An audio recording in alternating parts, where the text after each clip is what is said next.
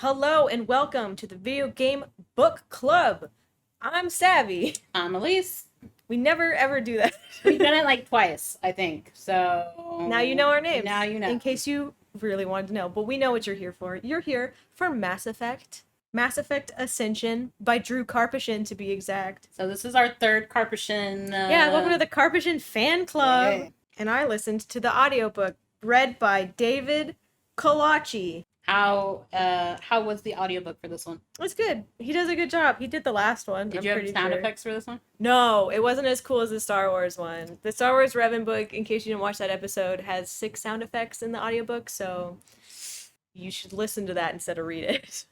So this is the second book in the Mass Effect series. Yes, this is before the events of Mass Effect 2. So when I looked it up on the Mass Effect wiki, it says that this actually takes place a month after the beginning of Mass Effect 2. That is not what I heard from anybody. I don't know if it's true or not. But honestly, it's inconsequential. Because it's like 2 months after the Citadel attack, and they were like, Mass Effect 2 starts 1 month after Citadel attack. Oh, but it's like right at the same time, but it really honestly doesn't matter because they don't really sync up all that much. I was told that they're like, you can't start Mass Effect 2 until you finish reading Ascension. So I read it and I was like, why? So yeah, feel free to play Mass Effect 2 and not read this book beforehand. In fact, I honestly believe that you should probably read this book after you play Mass Effect 2 because I think you would get more out of it because they go to planets in 2 and it also helps you visualize because there's not a lot of descriptions on what certain creatures look like. Yeah. And so that helps. And they mention Reapers, which we'll talk about later, but they mainly mention the collectors, which I think is the main reason why people said read this book beforehand, because it gives you more info on the collectors. Also, it's an introduction to the Elusive Man. And the Elusive Man, because he's kind of also important in Mass Effect 2. But we played Mass Effect 2 before we even knew that there was a book series, so... but I don't remember. You do you, like boo. And years you ago. Play if you want to, or you read if you want to. But if you are going to dive into Ascension, we recommend... you're gonna need to read the Revelation, because there's characters in that one that come back in this one. But if you're like, screw you, I'm gonna do what I want to do, then we actually reviewed Revelation. It was our first book for our book club, so if you don't want to read that, and I would suggest at least listen to it. We'll link it so that way it's easier to find. But yes, that because it's an introduction to our protagonist. And so that it's a little helpful to know. Do you think you could just like jump into this one, like disregard the previous and just hop right into Ascension? You could, but there are small details that are important towards the end of the book that take place in the first book, and they do talk about some of the events and especially Collie Sanders' issues in the first book. That comes up later. But that's about it. And I don't even think it's that important, the stuff about Collie Sanders. There was some... technically our protagonist. Yes, there's some details in it that... they're not Easter eggs, they're not spoilers or anything like that, but if you don't know anything about Mass Effect, then it was helpful. I re-listened to our podcast before I jumped into this one because it's been a little over a year. And so that was helpful for me to remember what the heck happened, because I've read a couple books since then. It's been a long time. Yeah. What does the back of the book say? The back of the book, I'm going to read, there's like 2 different fonts. There's a red font and a white font.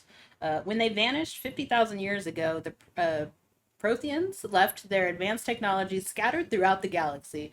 The chances of a Prothean cache of Mars allows humanity to join those already reaping the rewards of the most ancient high-tech wizardry. But for one rogue militia, the goal is not participation, but domination. So that's like the red at the very top. That's the red tag? That's so vague. Yes, but it's so... I didn't know what the heck you were talking about. The Protheans are important. They're species that came before. They're the reason why we know that there are other species, because we stole their stuff and still don't know how to use it. And we're like, oh, we're not the only people who's doing that, Thank you but for the we are a little late translation. to this party. And that is just kind of a Mass Effect thing in general. This is specific to Ascension. Scientist Kaylee Sanders, Collie. Kahlee, so Kaylee Sanders, has left the Systems Alliance for the Ascension Project, a program that helps, quote, gifted biotic children harness their extraordinary powers. The program's most promising student is a 12-year-old Jillian Grayson, who is borderline autistic.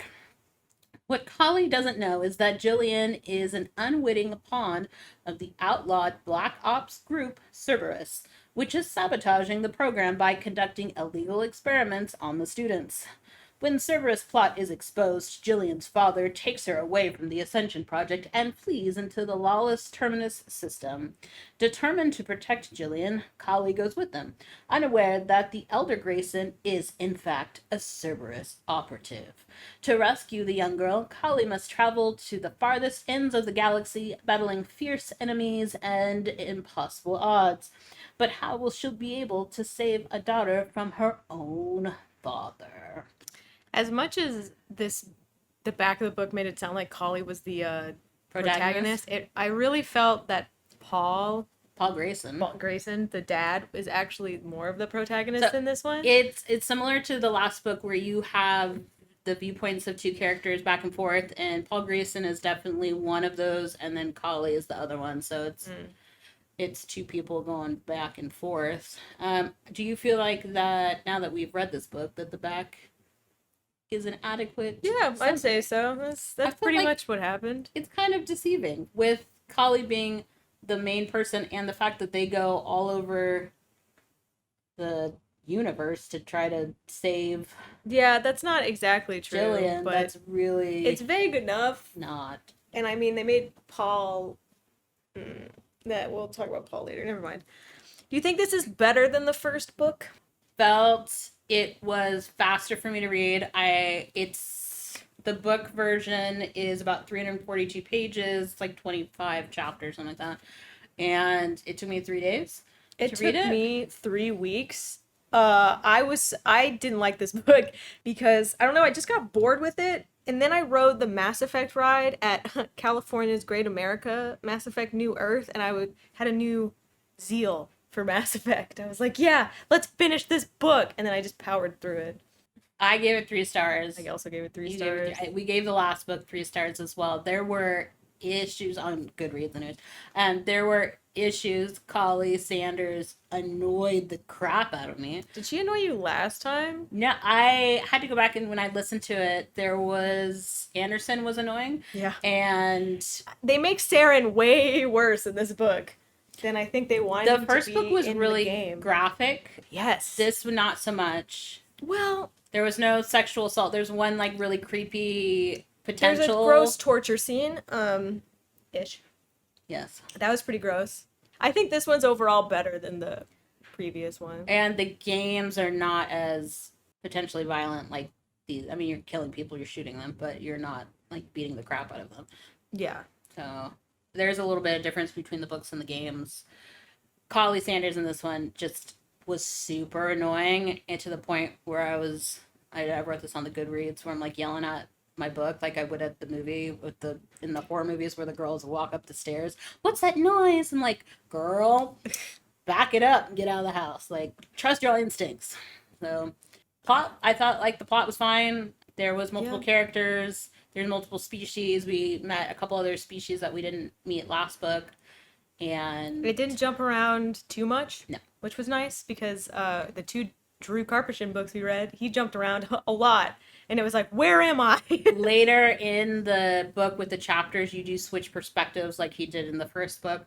But it's not as frequent as the last book was. Were you about to dive in? Yep, let's dive in. We're going to spoil this entire thing for you. So if you want to read it on your own, now is your chance to take a pause and then come back and see if you agree with what we got to say.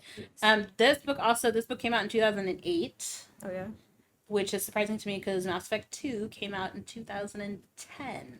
Oh wow, this came out way before. Yes, and this book is supposed to be like almost like a prequel, but really it's like happens at the same time. Or They don't really a talk about month Commander later. Shepard. They do once. It's They talk barely about mentioned. Shepard once. But this is why I like the Mass Effect novels, is because they're vague on Shepard, so you can really do whatever you want with Shepard and it doesn't affect the lore of the book. Which is nice, because I wish the Revan book did that.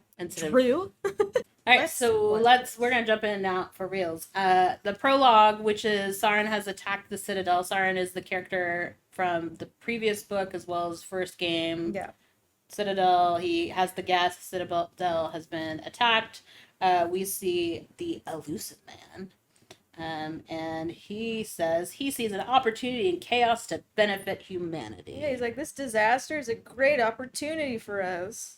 I forgot what Cerberus was because a human supremacy group. Yes. It's like humans first. He's cooking up something called the Ascension Project, which I didn't read the back before I started reading. I had no clue what anything was, and then I was like, oh, okay, that's what that is. This is where we also see a mention of Commander Shepard, and they just mention the Ascension Project, but they don't tell you what it is until later. Yep, that's the prologue. The events of Mass Effect 1, basically. Mm-hmm. Just recapping you. You are here. Chapter 1 introduces us to, I guess you could say, is the protagonist, Paul Grayson. Nothing scarier than a guy named Paul. And he has a red sand issue, which, again, I was confused at the beginning because he's like, oh, you have red sand, and they don't really explain that it's a drug until later. Mm-hmm. And then you kind of have to figure that out for yourself. Is red sand in the games? I don't remember that being a part of this universe. I think it's like spice from Dune. That's what it reminded me of. Yeah, I mean, most space drugs are spice. In Star Wars, it's called spice also. So I think it's just red sand in Mass Effect. I don't remember that being part of the game. I don't know either. I don't remember that being a game thing. But he's got a red sand problem, and he basically snorts it like cocaine. But it has an interesting side effect, which we will see later on when he takes the red sand. But it has horrible withdrawal symptoms. So Paul and his crew work for Cerberus. Some gal named Keo was killed by Grayson in the past, and now he has nightmares about it. Yeah, so we get a little flashback. Claude Monet is the head of a pro-human terraform party, and he has been sent by the elusive man to assassinate him and his bodyguard, and so that someone else can lead the party. So it's this huge... It's political stuff. Political stuff, reasons, which we don't even see later on, but this is kind of our background to Paul, that he is an assassin. Yeah. With a drug problem. And Pell is there. And so yeah, he was dreaming about this event where he had to go kill somebody for political reasons. And then Pell disrupts him. He wakes up. Pell was also there. He killed the... Used to work with Grayson. Yeah, he was also there. But now I guess he doesn't. Now he's a bodyguard for the candidate of the leader of the Terra Firma party, which is the pro-human group. And he's there on a side mission for the elusive man. He has drugs to give to Grayson, so Grayson can give them to Jillian. Yes. Jillian, we find out, is his daughter. Yes. Sort of. Adopted daughter. Yes. So Paul gonna go see Jillian to give her drugs, and Pell is also there bodyguarding a pro-human political figure. It was confusing for me. When I first read it, I was like, what is happening? There's a Paul and there's a Pell, and I'm like, okay. Yes. Which is why we'll probably refer to Paul as Grayson. They refer to him as Grayson throughout the thing. I forgot that his name was Paul, and they mentioned it like in the last chapter, and I was like, who the crap is Paul? Because he had a daughter, Gillian, and her last name was Grayson, I didn't want to get confused. They never call her Grayson. No, they call her Jillian. But I was just in case. Yeah. So we'll refer to Paul. I'm going to refer to him as Paul. I'm going to refer to him as Grayson. So there you go. That's what. So we're going to be super confusing for you. Paul, Grayson, same person, same page. And now we're in chapter 2, and this is where we switch perspectives yet again to get another protagonist, and this is Collie Sanders. She was from the previous book. Yeah. and she is in her early 40s, but dang, she still looks good. Does she? Did they describe her? Yes, they talked. They went weirdly into this whole thing where it's like, I'm 40, but I could still have a baby in the next 20 Yeah, years. that's right. That was weird. It was weird. The thing I remember about Kali that Drew likes to talk about a lot is that she has natural blonde hair, which is super rare now. Yeah, I don't care. Because humans now don't have that anymore because of they did mixing talk and about the matching. weird they also got into this weird species thing like late in the book where she's like all the other species they look the same like within their own species. That's actually And- important for 2. and humans are starting to do the same thing. I was just playing a mission in 2, and they brought that up where they were like, oh, humans are great to test genetic mutations because you guys look so different and most species just looks the same, which is a fun excuse to reuse assets. But I'm also like, that's a little racist for species, I guess, in this one, because I'm sure to them they look different.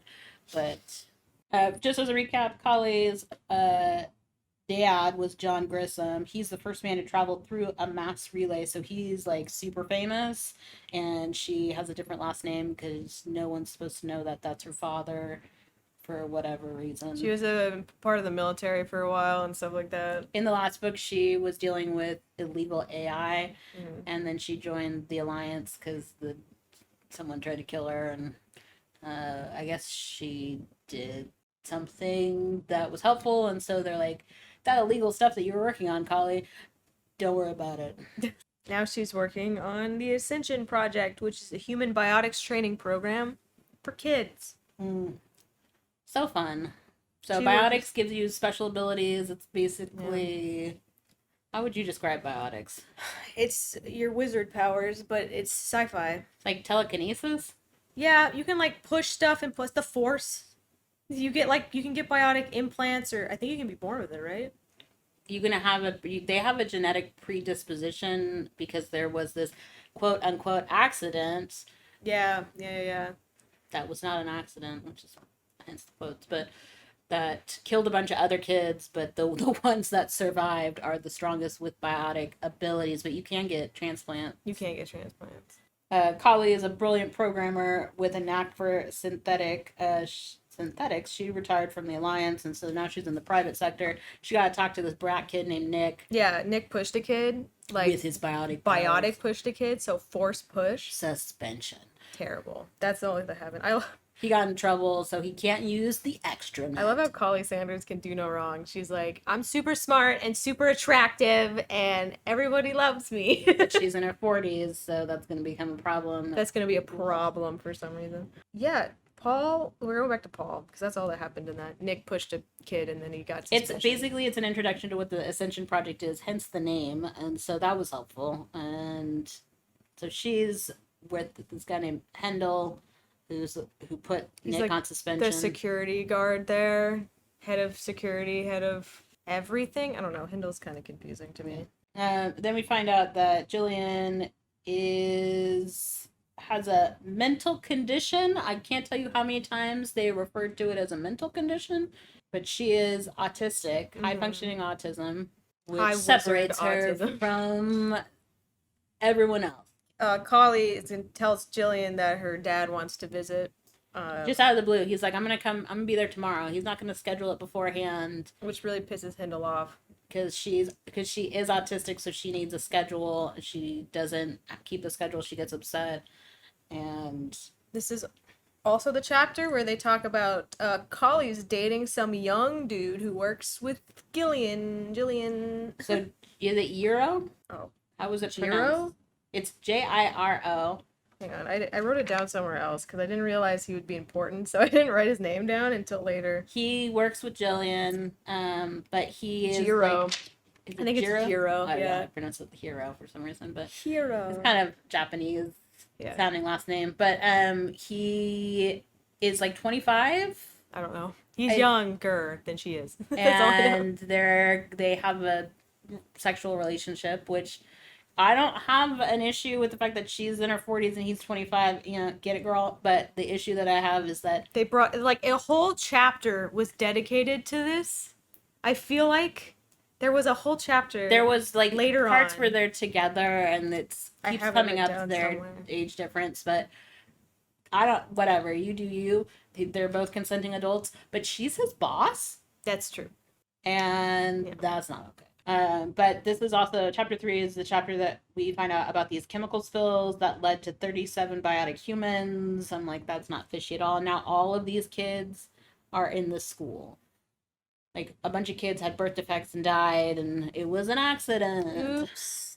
Because that's part of Cerberus is that we need to be able to compete with the rest of the species, and they're biotic, but we're not, so we have to speed up evolution. So did we find out in the games that Cerberus is the one that caused? Because it's not Don't know yet. told in the book, but I think it comes up in the. I mean, game. it makes sense. They want us to have magical wizard powers, so that we're cool. We gotta have a seat at that table. And then we switched to Pell. Remember him? He's the assassin who brought the drugs. Yeah, he goes to Omega to meet a contact.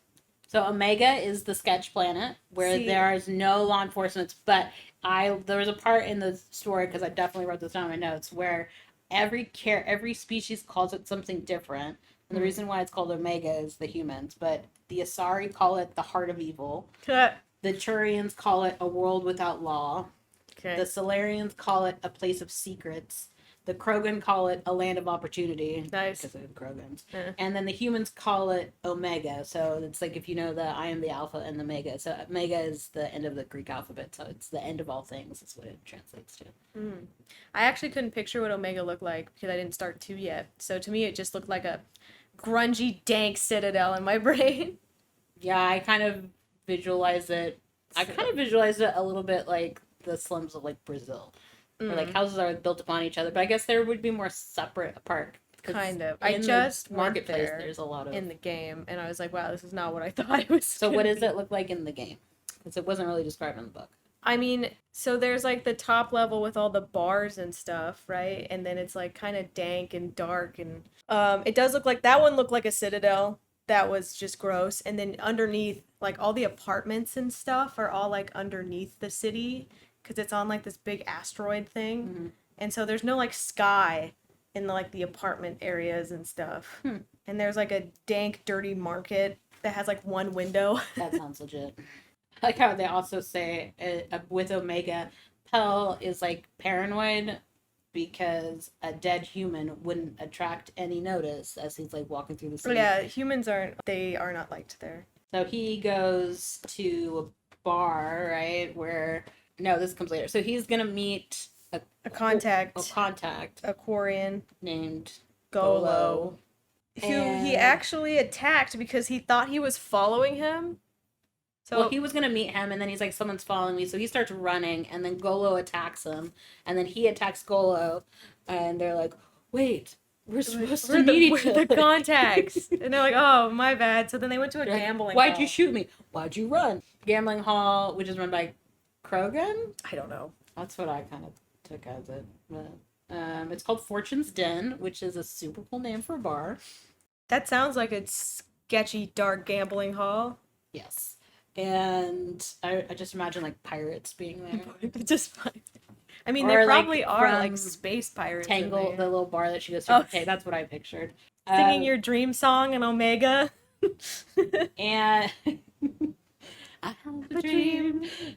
So Golo is the contact. He's meeting him for the Elusive Man. Elusive Man wants the transmission codes for the migrant fleet. So the Quarians, they created the Geth. The Geth turned on them, so they no longer their planet. Have a home planet.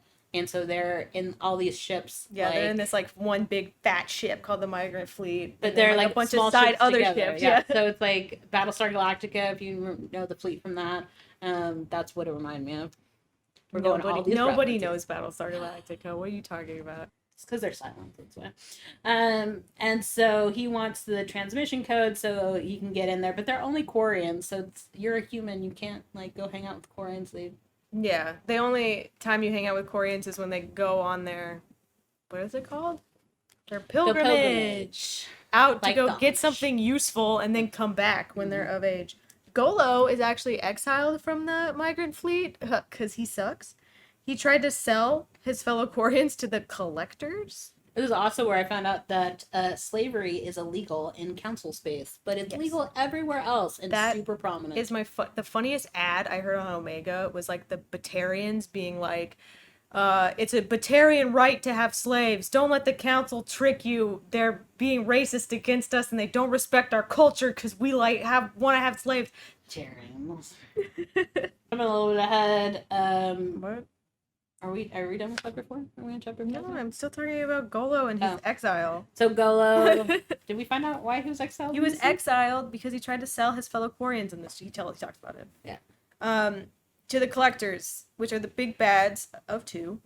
And which they don't really, everyone has heard about. They're like boogeymen. The boogeymen, yeah. Everyone's heard of them. No one really knows who they are. They live out deep in space. But they come here and like talk to people and be like, hey, can you get me some of your race so that I can take it, and then I'll give you some like sick technology. And they're the only ones who can go through one relay. So everyone thinks that's like where they are, the Omega 4 relay. Because anyone else that goes through that relay doesn't come back. So that's the collectors. They're boogeymen who come in and take your children, take your wives. Hide your wives. Back to the main quest. Golo's plan is to get the codes. To get the codes is to lure the Quarian scout ship from the migrant fleet and ambush the crew. So he has a plan. It's a really good plan. Not a bad plan. They're smart. Golo's not a dummy. No, but he's just a male. Golo is the slime ball of this one. Yes. So Quarians have a reputation because they're super susceptible to like germs and stuff, so they wear these like full body suits and you can't really tell what they look like, and they don't really mingle that much with other species a whole lot. Like they trade and do other things, but people don't really know that much about them, so people think they're rude.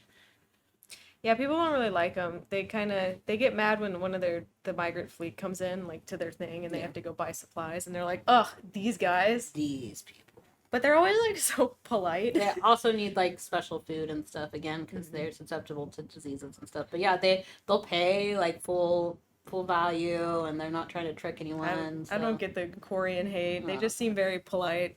They create the gap because people don't understand them. Yeah. So now we're on chapter 5. We find out that Grayson had to bribe the board to get Jillian accepted into the school. Then we also find out that the elusive man brought Jillian to him when she was just a baby, and that he has raised her since then because elusive man's like, raise her like your own. And he did. He's like, all right. And he really loves her like a daughter. And he has to pretend to be a fancy businessman to. He's basically like sent her to boarding school though. So like when she was younger, they bonded, and then boarding school. Well, he had to. The elusive man told him to. Yes, and she's got biotic powers, but she doesn't really use them. We do find out that the red stand gives you temporary biotic powers. Oh, that's right. So he's got a super secret briefcase, and he has a false bottom. That's where his drugs for Jillian are, as well as the drugs for himself. And he's super like sweaty, gross. He's on this plane. Yeah, Hindle and Collie are like, yeah, he's definitely on drugs. Everyone can tell he's on drugs. He makes the flight attendant super nervous. He like shows up in a bathrobe, and she thinks that he wants something extra. Yeah. But he's like, no, just wake me up in an hour and clean my clothes. She's like, oh, good. He says the difference between a junkie and an addict is that an addict hides it. Which I thought was a good quote. That was a good quote. I remember that one. It's like, that's true. Junkies, they just want the next hit. They don't care if you know that they're on it or not. Addicts try to keep it under the radar. So he's like, at least I'm not a junkie, I guess. Chapter 6, I wrote, have no shame in your game, girl. But this was the whole chapter that was like, Drew talks way too much about how young Jiro is in comparison to Kali.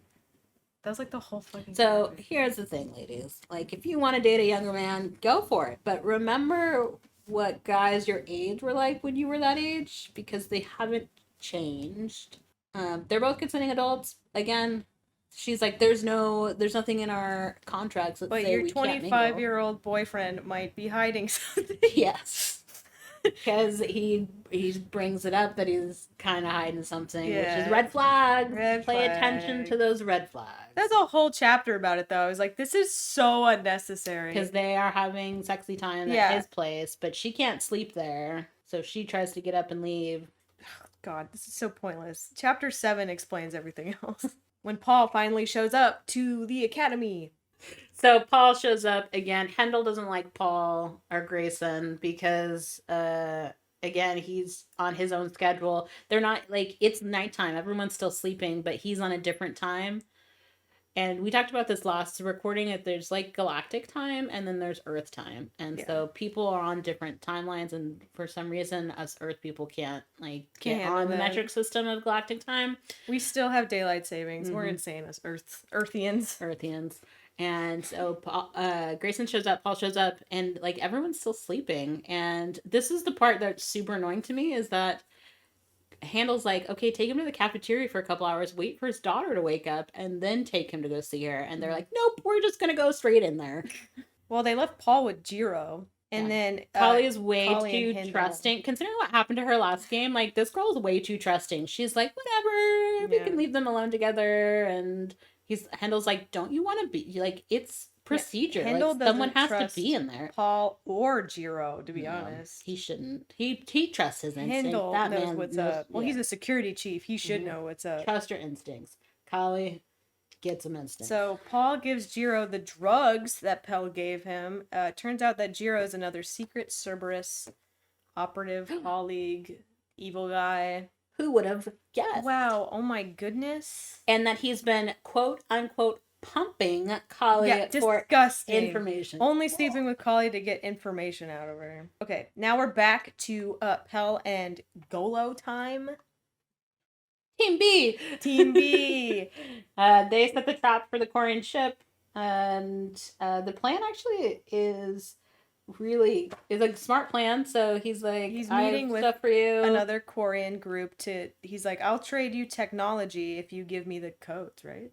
It's a setup because they're gonna attack them. So they thought that they were coming in to get, like, supplies or something from Golo. Golo then sets Bravo team, Pell's team on them. Yeah, and kills them and steals their suits so they can sneak onto their ship. So they get on the ship. And there's a pilot on that ship. And that pilot makes Golo super mad. Yeah. He's like, you're disgusting. No one likes you in the Quarian world. So Golo cracks his mask open. Punches him in the face. Hard enough to crack the mask, which they're like, I hope he doesn't get sick from this. Yeah, he's gonna die. Like, Pell was super mad about that. Because he was like, they need the pilot. He's gonna die. We need the pilot. So, yeah. So they have the pilot is just KO'd for now. So we're back in the Ascension project. At the what's the academy called? I thought it's not called the Ascension. It's not the Grayson because I know it's not Grayson. That's her dad. It's the something Grissom. No, that's her dad. That's her dad. We're at the Ascension project. Okay, anyway, yeah. Is that really what it's called? I thought it was called something Academy. I think that's later. Okay, well, we're going to the Ascension they call the Academy. I don't know. It could be called the Grayson Academy, and the Academy. Yeah, they're back at the Academy. Because that would have been dumb. Because she's like, no one knows who my dad is, but it's like you work at the Academy. So Jillian is eating lunch, which the way she eats lunch, I was like, I like that. She takes a bite out of every item. One bite of every item. She has a system that she goes to, and she goes back. You remember that kid Nick who pushed somebody and then got in trouble? Yeah, he comes over and he's like, "What are you doing? This is weird. You're a weirdo. You should eat the dessert last, you fool." Yeah, he gets pushed by his friends to go talk to her. Mm-hmm. He's like, "Oh, that's your girlfriend. You have a crush on her? You were staring at her. You should go ask her out." And then he, again, is a dick, and so he pushes her milk over on her food with his special abilities that he's been warned not to use before, and he's already still in trouble for that. And Gillian loses it. She's like, not my milk on my food. Nick across the room with her biotic powers, and then starts a full biotic storm in the cafeteria. She starts a singularity event, which that's kind of serious. You ever just get your milk pushed over and go ape shit? He deserved it though. That kid absolutely deserved what he got. And then Hendel is like, "Oh, I could reach her like Yeah, Hindle doesn't want to with his stun words." her, right? Because he, cares. So he's like, oh, let me talk to her. And it doesn't work. So he has to stun her anyway. And then is this where I found out Hendel's actually a biotic himself, or did that come before? I don't know. Because he was part of the previous Bata project. His parents basically like just left him there to be trained in the not nice way, where they would like hit them and to get them to use their biotic powers. But he's biotic, like Caden, and so he could use his own biotic powers. I think this is the time we find out he's biotic. And he's like, I could just reach her with my words. And it's like, no, he had to stun her. He had to stun her. Because she created a singularity effect. Now we go back to Jiro and Kali She hanging out. Pumping her for information again. It's so gross. And I say, trust your gut, girl. Because she thinks that something's going on with him. And she has all these doubts. Jiro's super hyped that Gillian was so powerful. He was like, did you see that? That was awesome. And she's like, awesome. Like she could have gotten hurt. She hurt the kids. She hurt the kids in the cafeteria. Went crazy. What are you talking about? And then Jiro's like, I'm going to go see Gillian in the morning. And Kali's like, I'm going to go see Hendel. Oh, because she is like, oh, maybe this is not a good place for her. She should leave the academy, and the board's not gonna like it. And then Jiro's like, you should get your father into this. And she's like, that's weird. Did we talk about my dad? Because no one knows about him. But she's like, I must have told him.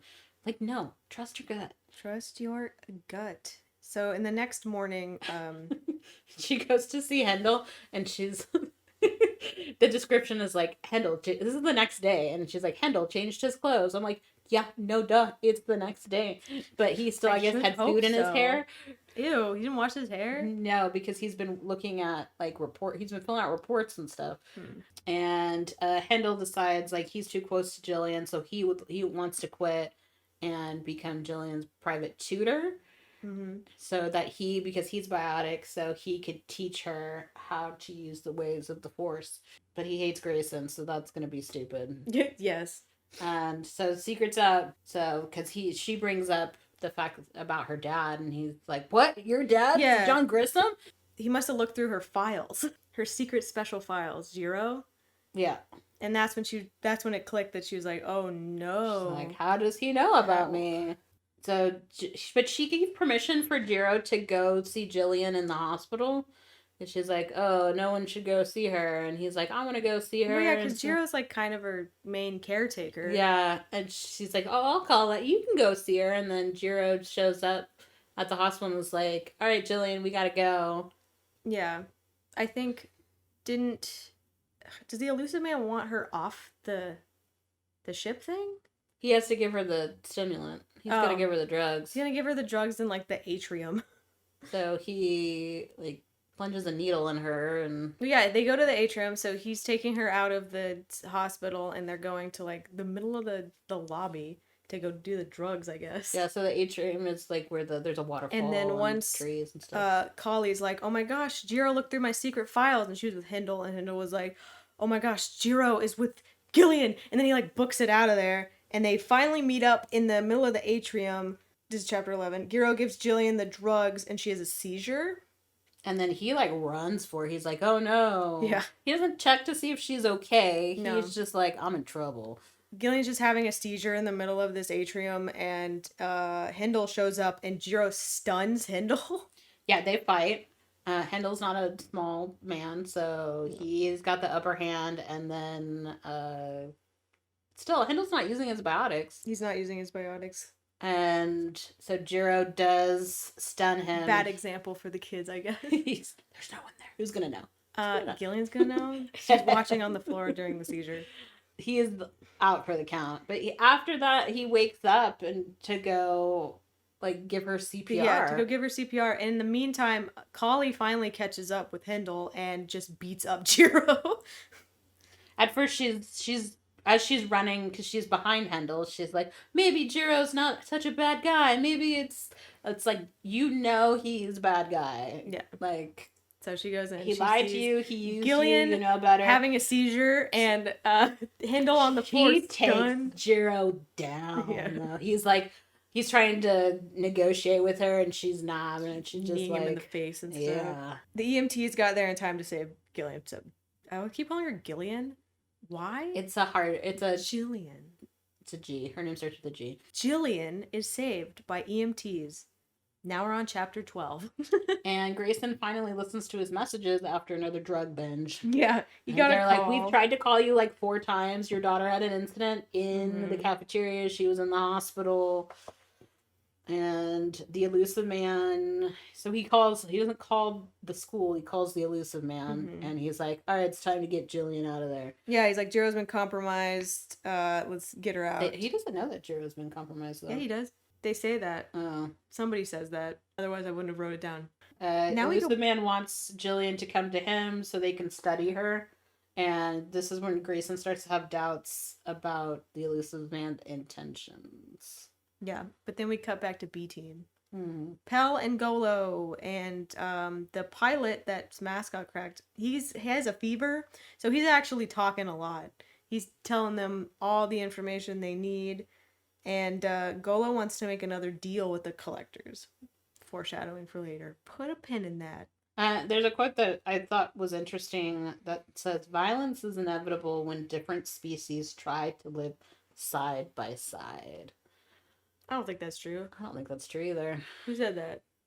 Pell? That was Pell. Of course it was. Yeah. He's racist. Because it is very much pro-human. Like, we shouldn't be mingling with... Because his group of mercenaries are all humans. He does not want to play with Golo and mix with other people. He's like, we shouldn't live side by side. It's only going to cause more violence. Chapter 13, Paul arrives at the Ascension Project. He heard that Jiro confessed he was working for Cerberus, so he was like, he might confess that I'm working for Cerberus, so I need to get out of here as fast as I can. And so all the stuff that just happened to Jillian, you would think that they would hold on to her until she's okay to leave. Yeah. But Grayson's like, I'm taking my daughter. Demanded. And she's like, okay, sounds great. Yeah, we're not keeping... It's like, she just had a seizure. Like, you need to make sure that she is medically okay one condition before you can leave. For letting him take her early is like, why don't you take Polly and Hindle like with you to go? He's like, she's not safe here, and they're like, okay, well, we'll come with you. Let's go to the Terminus system. So Collie and Hindle are going with Paul to the Terminus system. What could possibly go wrong? So now we get to know about another character that's important in chapter 14 called Lem. I like Lem Shawl Nartishala. So part of the Quarians, your name indicates like how old you are and what ship you're on. So I like that. That is cool. So Lem is on pilgrimage, which is like Rumspringer for the Amish, where they get to leave the group, and some of them come back and some of them don't, but you have to do something or bring something back. Yeah, you have to bring for something the group back that would be useful.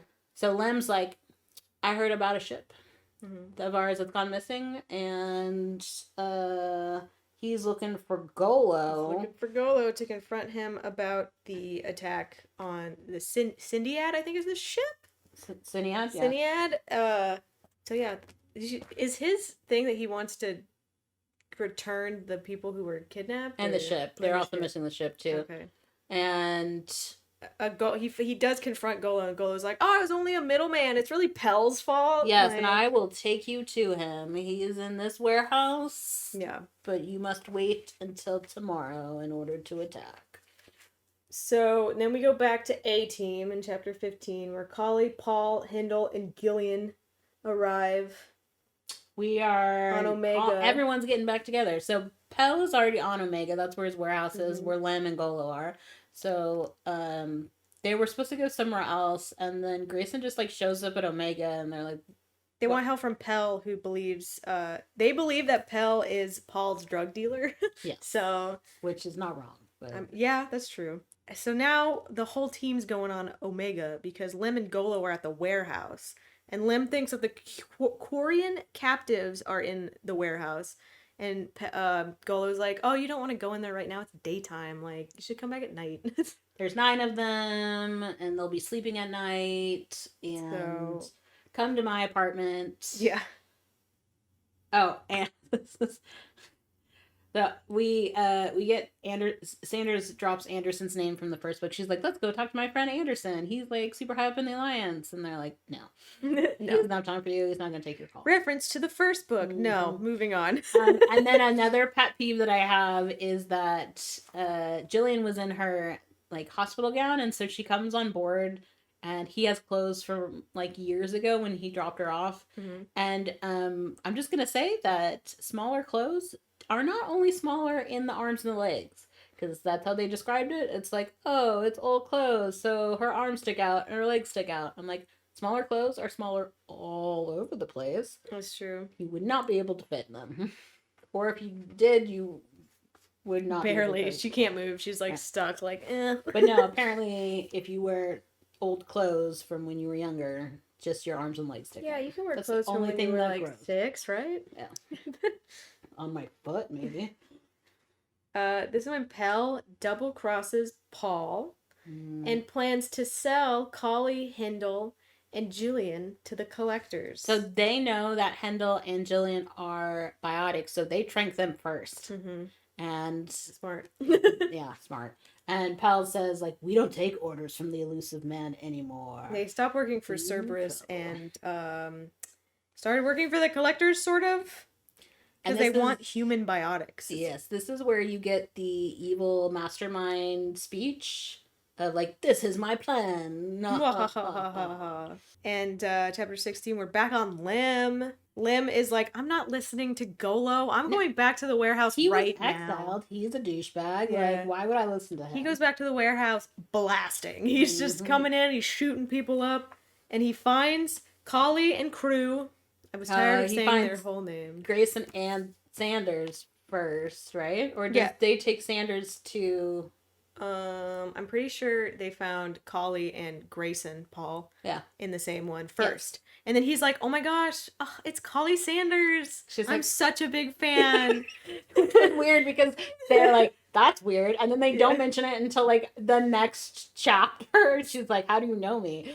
She doesn't say that at first. Collie's like, we have to go save Hindle and Gillian, but leave Paul, he sucks. Yes. So we leave Paul and we go get Hindle and Gillian is pretty easy. We just at the same time. Jinxing all over. Paul, though, he escapes. He wakes up later. And he says, I'm in a warehouse and these are he's 10 confused. Walls. I'm just going to punch through the walls. He's like, where's Gillian? I don't know where I am. He just punches through the walls and gets to the next cell that, of course, has an open door. And he leaves and he sees some dead people. And then he hears the shots. They leave in a... Sanders and company steals a car, and Collie and Gillian and Hindle are in the car, and they're getting like blasted by Pell, who has like a rocket launcher. Yeah, Lem got shot in the leg too, and so he could get infection. Not only the fact that his leg was just blown, like his leg. It sounded like his leg was shattered, but it's actually not that big of a deal. He's fine. He can still sort of drive the car, but I think like Collie was driving the car, something like that. Anyway, Pell's shooting a rocket launcher at them, and Paul heard the rocket launcher shot, so he was like, I'm gonna go over towards that. And there's actually... He's like, not my daughter! Yeah, he kills Pell and whatever the other person next to him that was shooting the rocket launcher. And both of them die. He just shot him in the head. Pell's dead. Pell's dead, yay! And Grayson's there by himself. He's like, now what do I do? Yeah, and then next chapter, Collie, Hindle, Gillian, and Lim are about to steal Grayson's ship, and they did. And they decide to go to the migrant fleet. And Grayson is exploring the warehouse, and he finds the pilot with the face crack. Yeah, this was the grossest thing in the book, where they describe how he was being tortured. He's like, he has no fingernails, he has no teeth. He's like scraped up, totally. He's delirious. Bruised all over. He's got an infection. He's like, it's so gross. But he gives the code. Yeah. So frequency 43223. In case you wanted to know, I wrote it down. And then there's a code that goes with it, which is important. And now Grayson has the pilot code. Died after he got the code. It was really good timing on Grayson's part. Lim finally says how he knows Collie from the previous novel. Because she was working on that rogue AI. And, the Geth were the AI that the Quarians were working on. Yes. And that went haywire. And he knows that she's connected to Sauron, who had control over the Geth, which is what the Quarians want, because obviously they created the Geth, so that caused mayhem, and they're like, my bad, and we want our planet back. So if we can find out a way to control the Geth, we can get all that. So him bringing Collie Sanders back to the fleet should end his pilgrimage, because he brought back something important. Yep. Collie agreed to go, and they go on the flotilla. Apparently no other species has been on the flotilla. So Quarians were suspicious, so they have to stay docked on the ship until the captain lets them aboard. Well, that, because they also have all the Jermies. But the Quarians wear their suits all the time anyways, apparently, is what we were also told. And so they can just go to the bathroom in their suit, which I found. Yes. Like, they do tell us, so they get a tour later, and one of the Quarians is, because Jillian, my favorite, how do you go to the bathroom? Yeah, I mean, that's a good question. On the ship, they have special, like, disinfected bathrooms they can go to. They're like, we just rubbed then, but really, our suits can hold up waste, and then we for just like empty a couple of days, and they can just empty it on any toilet. And all I could think about was Tolly on my ship, and I'm like, oh gosh, just walking around in a poop suit. That's disgusting. I love Tolly, but that's all I'm gonna be thinking about when I see her.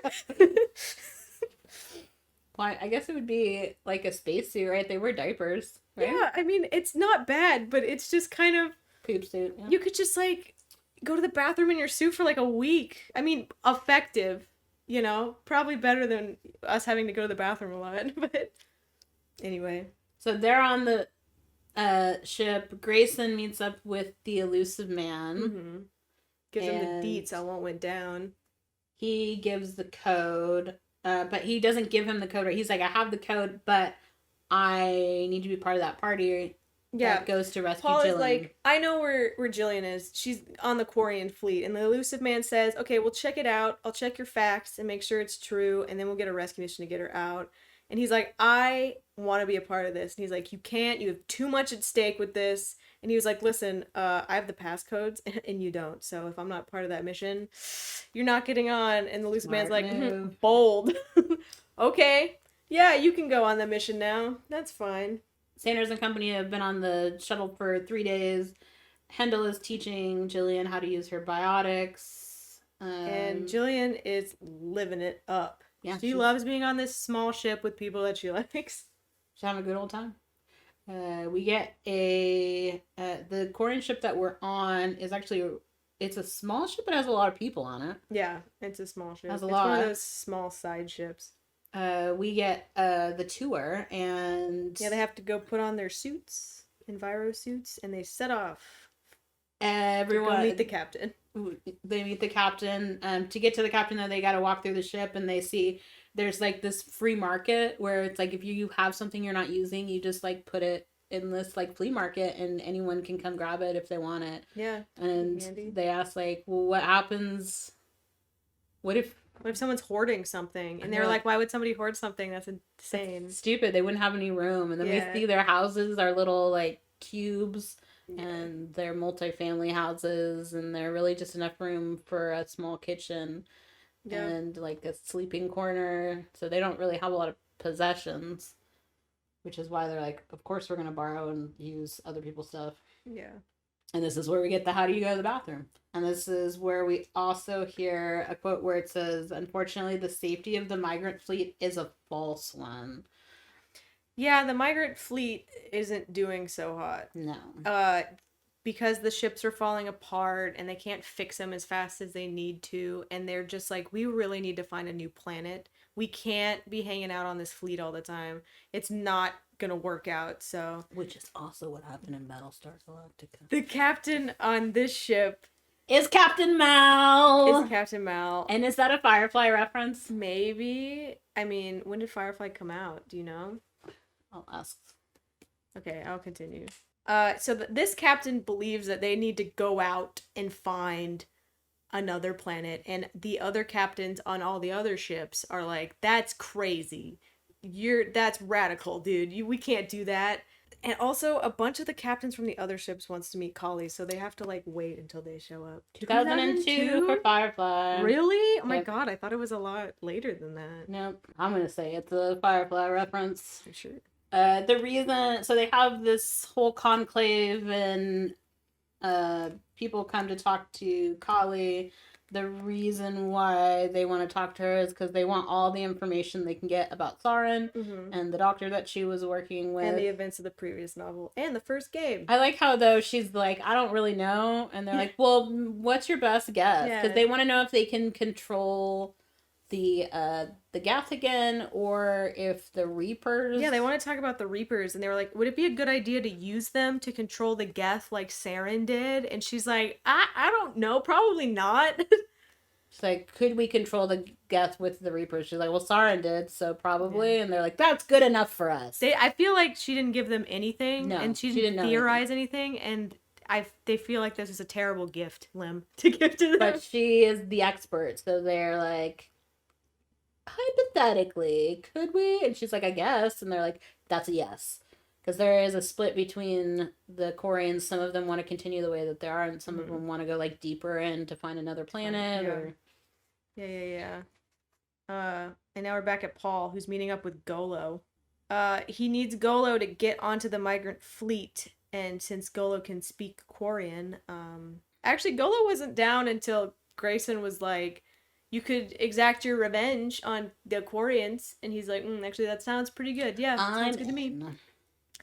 So Idena is the ship that so once again we're Idena says the guy who I'll take it. And then 3 days later, Hendel thinks that Jillian is better because Cerberus isn't drugging her anymore. She's like touching people and she's in a good mood, and she likes wearing her Enviro suit. Kali hates it because it doesn't have tactile feedback, which I thought was interesting. When you have sunglasses on or headphones on, everything's kind of muted. So I could get that. It would be nice to just be able to like boop mute, like I don't have to be here anymore. Yes. I'm sorry, I didn't hear that. Oops. And then just go to the bathroom. Nobody'll know. And the migrant fleet is dying. They want to go find the Reapers ships. Yeah, the captain comes in and is like... Did we talk about what the Reapers are? I'm still kind of confused with... They're like live ships? Okay, the Reaper are like... this weird race on the outside that apparently comes every year to destroy all of the other aliens. Are they like they destroyed cicadas? The Protheans before them. They like sleep in the ground, right? And then they wake up. They're like on the far edges of the galaxy we haven't been to.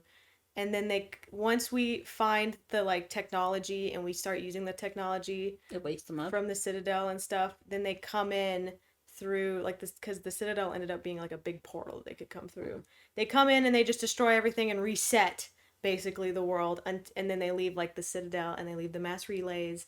So the Protheans didn't actually make that. It was like somebody before, the Reapers or whatever. And then once civilization, I hope I'm getting this right because I've only played the first two and I talked to like one Reaper, so and he was like, it's not very clear like what it is. Then we come in and we destroy everything and reset, and then once life gets to the technological point of Mass Effect again, then they come back in, they destroy it, and they reset it. I don't know why they do that, but they do it. That's the Reapers. Captain Mal gets a notification that there's a ship that just landed. It's the ship that's been lost. She's like, great. Or he's like, great. Yeah, he's like, we missed you. He approved the vessel to dock, and I wrote, uh-oh. Because we know who it is. And then he's like, listen, Kali, I want you to, like, talk to the other Quarians or whatever about, instead of trying to live on this fleet anymore, we go and try to find another homeworld. Can you testify for doing that because they trust what you have to say? She's like, sure, I guess. And then, oh no, the fleet's getting attacked by Cerberus, aka Paul and Golo. And so Kali and company, they exit the shuttle to go find weapons to take and they're going to take a stand. Yeah, Kali and Hindle help with the fight, and then they're like, Gillian, go upstairs to where all the houses This was so annoying. Jillian, they're like, one of the houses that we saw on the tour of the ship. Jillian, do you remember that where that is? She's like, yeah, sure. And she's like, go hide there. Mm-hmm. And so Jillian's like walking through, and then there is small things that are different in there. And she's like, I don't like that place. I'm gonna go back to the ship. I'm like, girl, she told you to hide there. You heard the weapons. Like, she's not dumb. She's not dumb, but in that moment she was. Put So two and two together. she decides that it's not safe. You have to hide somewhere. She's like, I'm gonna go back to the ship. Girl. I put once again, Mass Effect book tells us not to trust anyone. Gillian finds Paul and they hug. Jillian's like, oh, we have to wait for Collie and Hindle and Lim because she's back on the shuttle, right? Yes, she went back to the shuttle. Her dad was there. Her dad was there. And she's like, we have to wait for my friends because, and he's like, oh, we have like 30 minutes before we have to like, and I was like, 30 minutes? That's weird. Yeah. What a weird time. We have to go, so, and she's like, no, we have to wait. And so Paul stuns her and he's going to steal back his ship. Dad of the year. Collie goes looking for Jillian and finds her with Grayson. Golo actually attacks Collie. Hindle got knocked out. Hindle got knocked out. He could be dead.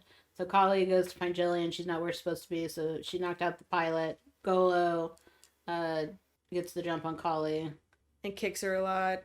She tries to appeal to Grayson by saying, like, Cerberus is gonna turn Gillian into a weapon, not a savior. You're an idiot. Mm-hmm. Like, obviously. And this works, and Grayson just shoots Golo in the head. Yeah. So Grayson's executing the bad guys. Yeah, he changed so fast. And the reason why they had to leave in 30 minutes is because they filled the ship with the ship that they arrived on with explosives. And they're going to blow that other ship up. And so now we're on the countdown. And Hendel is alive. He meets up with Collie and Grayson. And Grayson's like, you have to disengage the bomb. So Hindle goes to disable it with the help of Captain Mel. Because there are 2 points. So it's like one person can't do it on their own. 2 people have to do it. And so they have like 2 minutes. Yeah. And they're like, we have to do this at the exact same time. Is it the code? Is it the same I don't know. As the other one? It like sounded really similar. Because it was like 4-3. I mean, maybe. I was not paying attention. So it sounded similar, but it could not be. But they didn't. So they got the code from Grayson. They disarm it. Yay! But 21 of Idina's crew had been... We also have a lot of Cerberus operatives have also been killed. Yes, pretty much all the other Cerberus officers on there also dead. Except for Grayson. He's still alive. And so Collie is going to take Grayson to the Alliance. Yep, given the custody of Grayson to turn him in. Mm-hmm. Hendel and Jillian are going to stay on the Idina with the migrant fleet. And they're going to go further out into space. Because they're going to go find the Reapers. They're going to go search for a new homeworld. Mm-hmm. But I thought they weren't going to find the Reapers. Oh. They're just trying to find an inhabitable planet that isn't already inhabited. They're not going to find one with no germs on it. Dream big. We all know this. Grayson's like, the Alliance can't protect me. Yeah, Cerberus is definitely going to get to me eventually in Alliance prison, so... Let me go. Grayson takes Kaylee out. And also Lim, because Kaylee and Lim are going to go drop him off before... He like goes to headbutt her and she's like, no. Yeah. But then it was like a fake out because he takes her stunner and stuns them both. And then they wake up and they're like, where are we? And he dropped them off at Dalian. And then Grayson dipped and then Collie went back to the Ascension Project and Lim went back to the fleet. And then we have the epilogue. The epilogue is the elusive man. He gets a video call. From Paul. So the Zoom call from Grayson. He says, I'm a ghost now. You'll never find me. Yeah, he's like, listen, the mission was a failure. Gillian's with the Quarians exploring space or whatever. I quit, by the way. Mm-hmm. And if you go after Collie, I will tell all your dirty secrets to the Alliance. Yeah, it's a great. The elusive man tries to appeal to Grayson, like, we're doing good things, and like, oh, you're having a change of heart. And Grayson says, I think my soul is far too gone to save. So he's like, there's no saving me, but don't come after me, and don't go after Collie. Don't go after Collie. Don't go after Gillian. Don't go after me. Or I will tell all your secrets. Yeah. Well, I think he thinks that Jillian is protected because of where she's gone, but he definitely was like, don't go after Collie. Yeah. Dun, dun, dun. Dun, dun, dun. I wonder if that is the next book. Who knows? Or he goes after Colin. The next book I think is Jillian. So Oh, I was think that's the really last hoping book. that Jillian Did you know that was the going to be last Jack, book but it was not. is not canon because everyone hated it so much? It's all about Jillian. Oh, I did not. I don't know about any of the other books. And that leads us to the end of Mass Effect. That's Ascension. it. So yeah, reading through that, I was like, what did I need to know about this for the second game? And I guess the collectors. I mean, I learned a lot about Quarians. So that was kind of cool. Yeah, I think and the elusive man. The elusive man and the collectors is what you needed to know, but you don't really need to know But that. you don't really need to know. Now I know so much about Quarians. I feel so informed. Mm-hmm. And their poop suits. Anyway, our next book. Next month, we are going to be reading Borderlands The Fallen by John Shirley. John Shirley, I think, was the one that also wrote the Bioshock book. So this is taking us into the world of Borderlands. All about Roland. All right. Yeah. See you next week. See you next month. Next week, please. I can't finish books that fast. This one took me so long.